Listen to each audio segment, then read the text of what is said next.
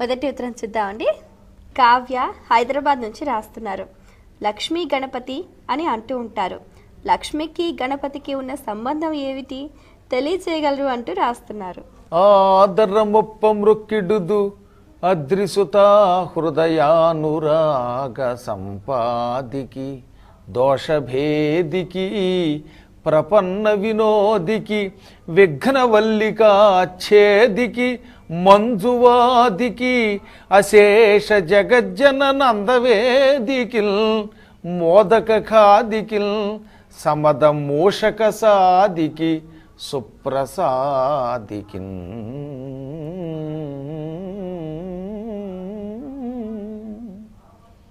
ముందుగా గణపతికి సకల విఘ్న నివారణ కోసం నమస్కారం చేసుకుందాం. లక్ష్మీదేవి ఒకప్పుడు గణపతి చేత ఆరాధింపబడింది. బ్రహ్మవైవర్త పురాణంలోనూ ఉంటుంది, ఇది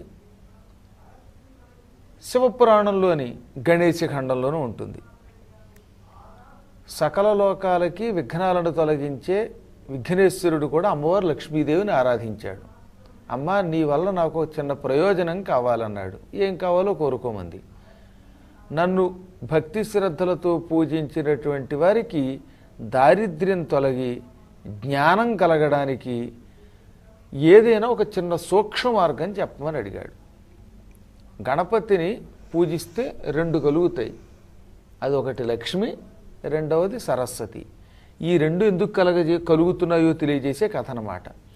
వెంటనే అమ్మవారు లక్ష్మీదేవి సిద్ధి బుద్ధి అనే రెండు శక్తులుగా తనను తాను విభజించుకున్నది. ఈ రెండు శక్తులని గణపతికి ప్రసాదించింది. వీటినే కొంతమంది అమ్మవారి యొక్క అనుగ్రహంతో పుట్టిన ఈ శక్తుల్ని సేకరించాడు కాబట్టి భార్యలుగా చెబుతున్నాం. నిజానికి వీటికి ఒక ఆకారం ఎక్కడ ఉంటుంది? అందులో సిద్ధి అనేది లక్ష్మీ రూపంలో ఉంటుంది, బుద్ధి సరస్వతి రూపంలో ఉంటుంది. అంచేత సిద్ధి బుద్ధి విభుడు అన్నారు ఆయన్ని. ఈ రెండు శక్తుల్ని పక్కన పెట్టుకొని ఒక చేత్తో ఎడమ చేతితో లక్ష్మిని, కుడి చేతితో విద్యని ఇస్తున్నాడు ఆయన. అప్పటి నుంచి లక్ష్మీ గణపతి, సరస్వతి గణపతి లేక విద్యా గణపతి అన్నారు. అంటే ఒక్క ప్రశ్నలో రెండు సమాధానాలు అన్నమాట. మనకి పురాణాల్లో ఈ విషయం సుస్పష్టంగా చెప్పారు. నేను కూడా ఎంతో పూర్వం విఘ్నేశ్వరుడి కథలను చెబుతూ అందులో గణేశ ఖండంలో ఉన్న ఈ విశేషం చెప్పాను.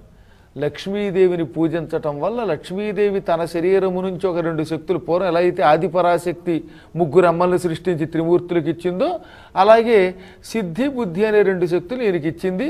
అందులో సిద్ధి అనేది లక్ష్మీ రూపంలో ఆయన్ని సేవిస్తుంది, బుద్ధి అనేది విద్యా రూపంలో ఆయన్ని సేవిస్తుంది. ఈ ఇద్దరికీ భర్త కాబట్టి లక్ష్మీ గణపతి విద్యా గణపతి అయి మనకి సంపదని విద్యని ఇస్తున్నాడు ఆయన. ఈ రెండూ కూడా ఆయన శరీరంలోనే ఉన్నాయి. ఒకటి కుడి కన్ను, ఒకటి ఎడమ కన్ను. కుడి కన్ను ఏమో బుద్ధి, ఎడమ కన్ను సిద్ధి. కుడిదంతం బుద్ధి, ఎడమదంతం సిద్ధి. అందుకే సిద్ధి పూర్తిగా ఉంటే ఎక్కువ సంపదలు వస్తే అహంకారం కనుక ఓ సంపదను ఏం చేశాడు, కొంచెం అట్టేపెట్టి విరగొట్టాడు. అది కారణం అన్నమాట. ఈ రెండింటిని తన బొజ్జ నిండా బాగా నింపుకున్నాడు కాబట్టి బొజ్జలాగా ఉబ్బి కనబడుతుంది. అజీర్ణ వ్యాధి వల్ల వచ్చిన బొజ్జగా సుమాది. సిద్ధి బుద్ధులకు నిలయం విద్యల పెట్టి సంపదలకి పెట్టేది. ఆ పేటికి అవటం వల్ల పెద్ద బొజ్జ అయిందనమాట.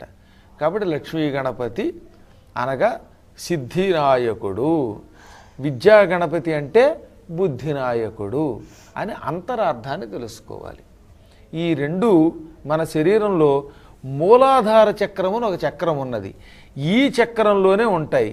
ఈ మూలాధారానికి అధిపతి గణపతి. ఇక్కడ హంస జపం జరుగుతోందంటే సిద్ధి బుద్ధి మనకు కలుగుతున్నాయని మరొక అంతరార్థం.